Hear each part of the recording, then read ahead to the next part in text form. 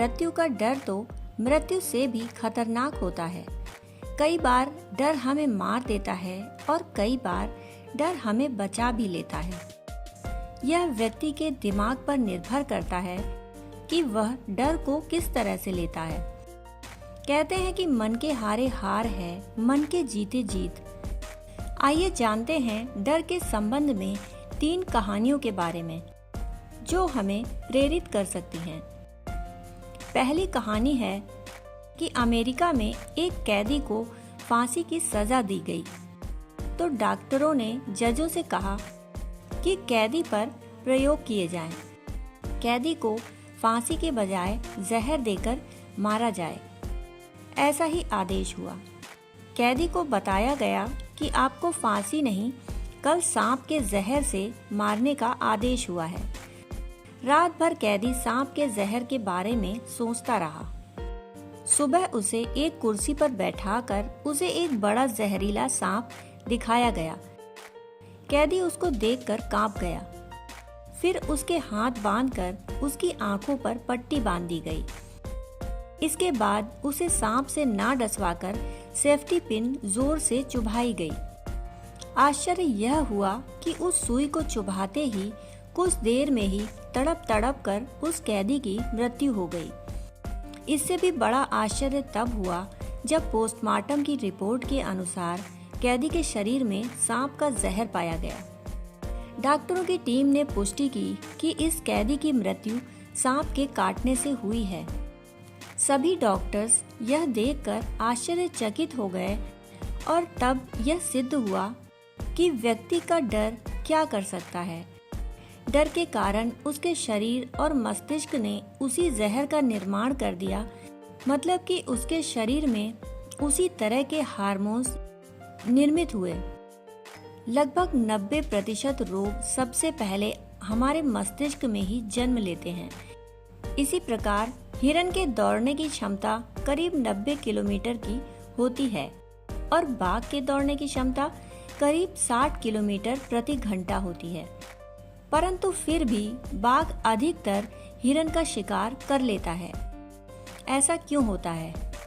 दरअसल हिरन को मृत्यु का डर रहता है और वह सोचता है कि मैं बाघ से जीत नहीं पाऊंगा और उसका डर ही मृत्यु से जीतने में बाधा बनता है।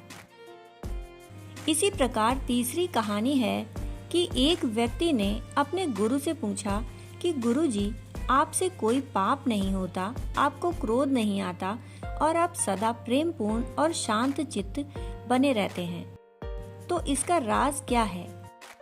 उसके गुरु ने एकदम से व्यवहार बदलते हुए कहा, यह सब छोड़ो, मैं तुम्हें एक दुखद सूचना देना चाहता हूँ।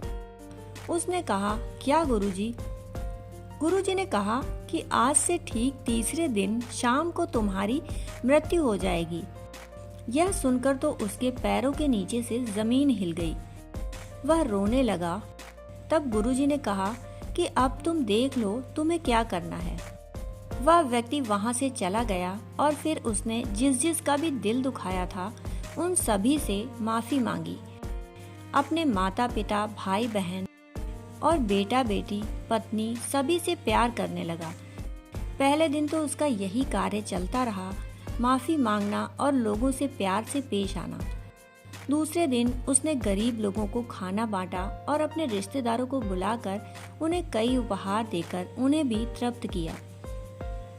तीसरे दिन वह शांति से घर पर रहा और ध्यान एवं भजन करता रहा। अब वह खुश था कि चलो मैंने लोगों के लिए कुछ तो किया, अपनी गलतियों को सुधार लिया। तीसरे दिन शाम को उसके गुरुजी आए और उससे पूछने लगे कि बताओ बेटा, इन 3 दिनों में तुमने कोई गलत कार्य तो नहीं किया, कोई पाप तो नहीं किया, किसी का दिल तो नहीं दुखाया? वह कहने लगा, गुरुजी आप कैसी बातें करते हैं? मृत्यु सिर पर खड़ी है तो किसी के साथ गलत व्यवहार कैसे करूँगा? नहीं गुरुजी, आज तीसरे दिन मैं बहुत शांत हूँ और अब मुझे इस बात का सुकून है कि मैंने सभी के लिए कुछ न कुछ किया और कोई हिसाब किताब नहीं रखा। गुरुजी मुस्कुराते हुए बोले कि यही तो तुम्हारे सवाल का जवाब है।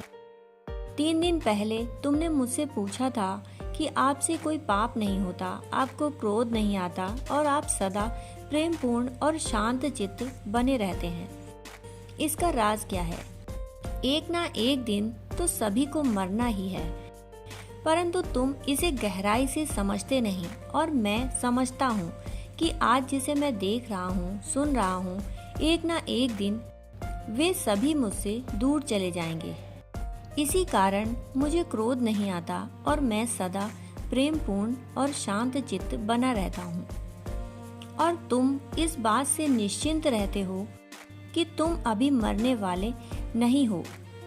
जिस दिन तुम इस बात को गहराई से समझ लोगे, तुम्हें भी क्रोध आना बंद हो जाएगा और तुम भी सदा प्रेमपूर्ण और शांत चित्त बने रह पाओगे। दोस्तों, कहानी सुनने के लिए आपका बहुत बहुत आभार। फिर मिलते हैं ऐसी ही कहानियों के साथ। तब तक के लिए धन्यवाद।